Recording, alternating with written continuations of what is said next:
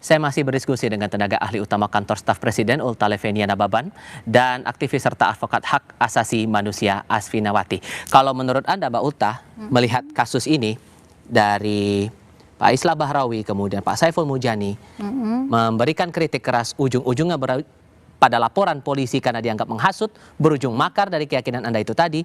So, orang bisa dianggap mengkritik yang konstruktif menurut Anda kalau apa?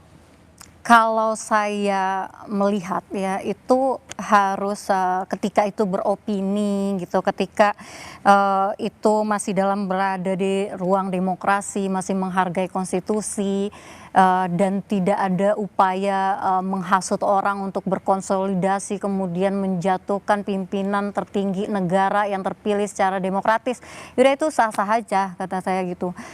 Tidak ada negara di dunia ini demokrasi apapun dia tidak membatasi kebebasan, karena itu kan ada kontrak sosial, terus kemudian menjelma menjadi hukum dan menjelma menjadi konstitusi. Saya tuh pernah mencontohkan kayak gini, kayak di Amerika gitu, ada kasus Ward Churchill. Itu tahun 2001 gitu, pasca 9/11 itu.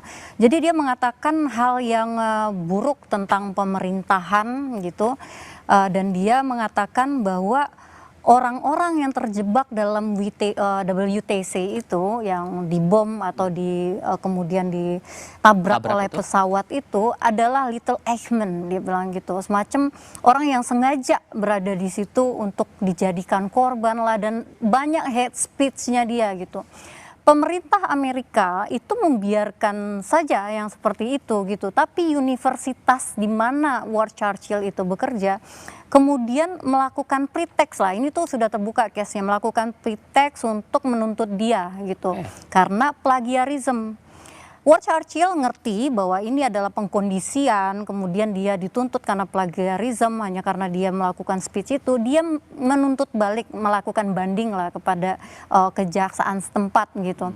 Dan kejaksaan setempat mengatakan bahwa memang ini adalah pretext gitu, ini adalah pengkondisian karena hate speech kamu, makanya universitas tidak bisa menghukum kamu dengan hate speech, tapi menghukum kamu dengan administratif akademik gitu. Kalau konteksnya saya tarik ke Saiful Mujani, walaupun kemudian pembelaannya ini political engagement, kata Saiful Mujani. Ini adalah sikap politik, sikap yang dinyatakan tentang isu politik di hadapan banyak orang. Politik itu dalam acara itu, dan itu bagian dari hak setiap warga negara yang dijamin oleh konstitusi. Anda meyakini kebalikannya? Saya sudah menjelaskan, saya sudah bedah tulisannya beliau juga, dan alhamdulillahnya saya lulusan ilmu politik juga. Saya mengerti political engagement itu apa gitu, dan tidak semua political engagement itu konstitusional. Jadi yang kita permasalahkan ini bukan political engagementnya, Prof, gitu. Yang kita permasalahkan ini adalah Anda yang tidak menghormati konstitusi gitu. Anda yang tidak menghormati cara-cara berdemokrasi gitu. Itu loh yang poin kritisnya itu gitu. Makanya saya contohkan tadi Ward Churchill itu adalah bahwa ruang berdemokrasi, ruang kebebasan sebebas apapun itu ada batasnya gitu. Oke, Mbak Asvin, tetap diyakini bahwa ini pernyataan yang arahnya inkonstitusional kalau dari Mbak Ulta? Ya, tentu saja semua orang punya hak untuk berpendapat masing-masing gitu ya. Ini kan perwakilan suara pemerintah apalagi gitu.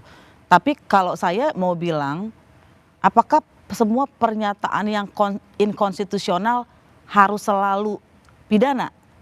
Jangan-jangan enggak, iya kan? Karena di dalam pidana tadi penghasutan nih arahnya, tadi kita udah bedah makar. Penghasutan menurut putusan MK adalah harus delik material. Apa itu delik material? Dia harus terjadi akibatnya. Bukan hanya perbuatannya dilakukan, udah diubah sama MK.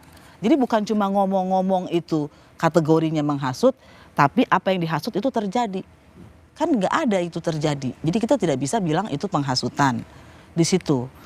Jadi ya lagi-lagi kalau saya sebenarnya begini, apa sih esensi kita bebas berpendapat? Apakah supaya kita senang ngomong? Kan nggak, bukan begitu. Dalam konteks negara atau demokrasi, rakyat diberikan kesempatan berbicara supaya ada deliberasi, supaya negara ini makin baik. Pemerintah bikin A, rakyat bilang enggak tuh salah B. Pemerintah bikin C, dia bilang lagi masih ada kurang di D. Terus naik, jadi peradaban kita tinggi. Karena itulah ada orang yang mengukur semakin bebas suatu negara, maka ada kemajuan di berbagai sektor. Sebaliknya, kalau kebebasan-kebebasan sipil dibatasi, negara itu juga mundur. Sehingga menurut Anda keyakinannya kalau kemudian ada kritik yang konstruktif itu kalau apa? Tidak, menurut saya gini, kritik adalah kritik. Bisa ada kritik yang baik, bisa ada kritik yang buruk. Tapi dia bukan berarti bisa menjadi subjek dari pidana. Kritik yang buruk misalnya nggak pakai data, tapi apakah karena itu dia masuk penjara? Ya enggak. Paling kita bisa ngetawain, jelek banget loh kritiknya.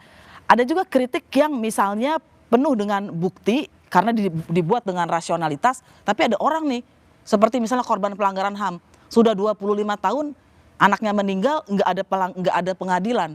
Apakah kita harus bilang sama dia, Bu, tolong Bu, rasional. Mana ibu yang rasional, udah 25 tahun anaknya mati. Kok kita malah menuntut dia? Jadi ketika dia marah-marah, kita harus memahami secara psikologis sebagai orang yang lebih di atas, yang mengemong itu, oh ini orang penderitaannya sudah sedemikian rupa.